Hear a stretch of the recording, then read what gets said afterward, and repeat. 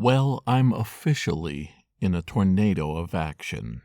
After nibbling around the edges, trying to figure out how I would get another office, I gave up on one candidate and found the perfect home for me. I'm not sure if there's lessons to be learned here, but I'm very happy, and I'm going to talk about what my plans are. This is Jason Scott Talks His Way Out of It, a podcast about technology, history, and getting myself out of debt. Thanks to Daniel Boyd, Jeff Atwood, and the hundreds of other supporters on Patreon and elsewhere who have been supporting me and helping me get out of debt. Again, I'm not sure if there's lessons to be learned. The process of getting a space to work in or live in is very personal. What drives us to consider something to be a bargain or another arrangement to be unacceptable? It differs from person to person, organization to organization. But I found that I was looking for a very specific set of criteria. And when I thought I had what was going to be the perfect spot, it turned out I was way off. Now, the original place I looked at was in the basement of a building. It didn't have any elevator. It only had a staircase. And it had no windows, which I considered a bonus. If I can, I don't want windows in my office. But then I found it extremely hard to work with the real estate agent. They kept telling me they would call me back. They took my information. They gave me some light explanations of what they were going to do and how they would get back to me. And then they never did. They haven't. I'm pretty sure they're never going to. Or, conversely, they may be like an ISP I still remember from 1995, who told me that under no circumstances would they ever sell me a resaleable internet connection, one I could charge for. And then a year later, a salesperson from that group called me asking if I was ready to buy their resaleable internet product, and I wasn't. So the random point in the future that they leave a message and let me know that my room is ready at this other building is going to be a funny one. Instead, I cast my net a little bit wider, adding tens of minutes to my commute, but opening myself up to some potential unfinished spaces or large warehouses that were available in my county. And as luck would have it, I found a wonderful place right out. The owner, who was also a landlord, took me on a small tour, showed me the 5 offices that were up for rent, and I chose one on the spot. We shook hands, and within a week, I had the keys to the place. Thematically, this happens with me a lot. I think about getting an apartment or changing my location where I'm living, and within a week, I'm signing a lease. I think about attending some sort of event, and I have the tickets in my hand that night. The pros and cons of moving this quick, well, they definitely range. But for me, once I know something, I know something. So here's some of the stats. My previous office was 90 square feet. That's about 9 feet by 10 feet. The new office is 480 square feet, a 7-time increase for less than 60% of what I was paying for the old office. There are 2 doors going into it, one directly outside and one into the hallway and the lobby. The actual room, as boring as you can imagine, a basic floor, a drop ceiling, and not much else. It was never important to me to have anything that looked pretty because my intention is to fill this location. It's to make it into its own world. After I signed everything and arranged for the payment and I was given the keys, it became a process of moving carload after carload of material out of my storage unit and into this office. So here's plan number 1. I am in the process of shutting down all of my storage. I won't have any storage unit at all. Everything is going into this office. I've taken a quarter of it and turned that into a standard streaming and working space for myself, where my digitization and other projects will be on tables and shelves, and I'll be working on them. And then the rest of it looks like a warehouse, piles of boxes on top of each other, shelves filled with media and equipment. And the goal is this. By shutting down all of my storage, I'm not paying rent on any of that storage, and then I'm able to work on my projects that are staring me right in the face. I've been running a temperature sensor within the building to find out if it gets really cold on the weekends or has some other environmental concern, and we're doing good so far. Everything looks good. And if I have a nice environment and I have a lot of space to breathe and a lot of different tables and table space to put equipment on and scan, it stands to reason that I'll be having a very productive office. This is incredible. It feels like a whole new way of living. I don't put down or denigrate what I have now. It is really a lot of fun to have this office and do the work that I've done in here.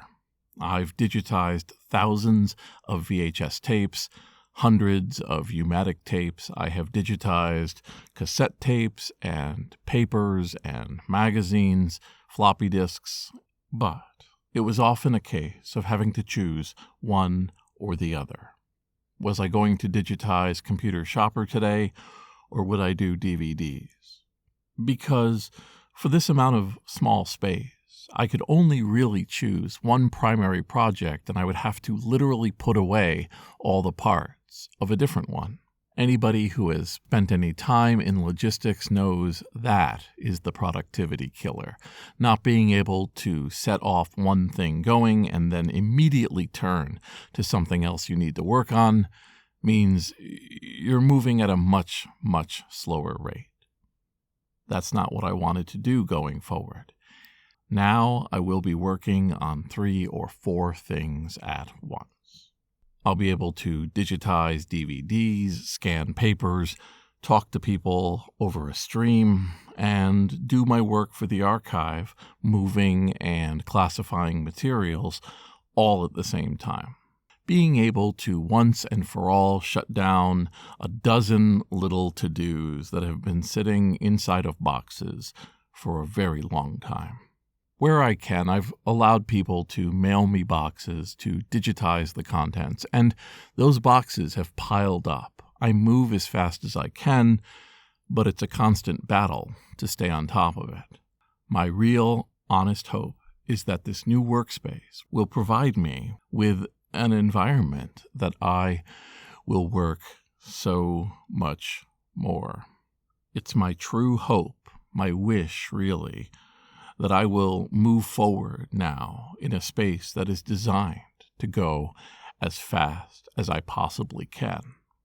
There even exists on the horizon the potential to hire an assistant and have them be able to function in the room when I'm not there or while I am, and come back to find more things dealt with than I had left the last time I was there. We'll see how far that gets along. That would have never happened in the old office. Pulling apart a storage unit that itself was the receptacle for several other storage units, it's been very much an education. I have discovered things I put away for just a second. I have discovered pieces of my own past that really need to be contextualized, put into a box, and then left for others. Having now experienced multiple cases of going through something left behind, I am very aware, very, very much active in making sure that I don't leave behind a bunch of to-dos for anybody else. It's a gift to have the work that I do. It's a gift to have the job that I do. But it is not a gift to leave behind a list of activities, broken promises, and wishes for somebody else to crawl through. That is going to be, hopefully, the most productive thing to come out of this office. The lease is for a year. I've already had wonderful conversations with various staff. I know some of my neighbors. I'm, in many ways, already kind of home there. There is a sense that I have a space in the world that is surrounded by trees and lakes and has its own real sense of beauty and ceremony driving up. I cannot complain about what has brought me here. It was a series of different approaches to the problems that were arising, digitizing and processing materials. First in my own apartment, then in a separate space, and now in a much, much larger personal area. My full-time job is still the Internet Archive. The work that I do in this office serves it. It is for that place.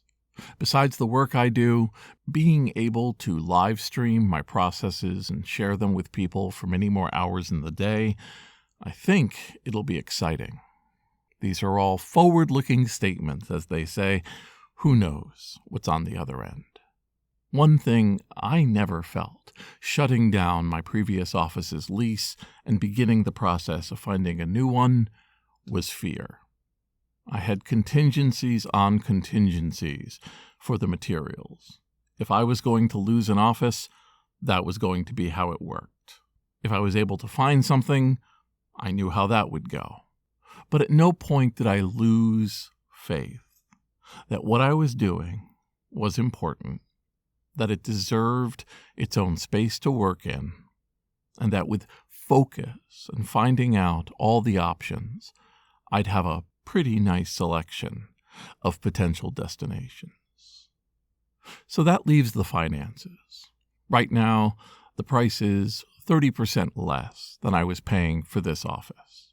I had a sponsor for this office, but that sponsor had to end their sponsorship. So I suspect that my streams will have a sense of me raising money to help pay for the rent, for the internet, and everything else that comes up when you have this much material. I believe people will help.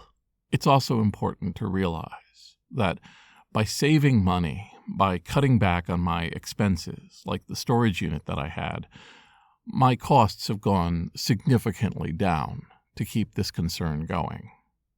It's my hope that the next year will be one of the most productive in my life. I'm going to really enjoy walking this road. And it's my utter hope that the people listening will come along with me. This is Jason Scott Talks His Way Out of It.